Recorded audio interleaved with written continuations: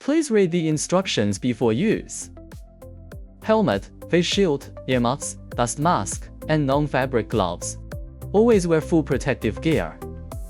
Check the tool for damage or safety issues before use, especially the power cord. Never remove the safety guard. For better control, consider using the auxiliary handle when cutting.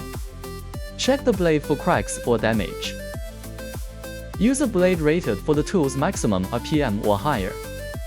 Do not hold or step on workpiece while cutting. Perform a 1-minute no-load test run before cutting to ensure smooth operation. Keep hands clear of the cutting zone. Never remove debris during cutting. Straight only. No curves or side grinding. Never use the tool upside down. Cut at a steady speed. If the blade jams, stop the tool and unplug it. Never start the tool with the blade in the material. Stop immediately and turn off the tool if any abnormal conditions occur.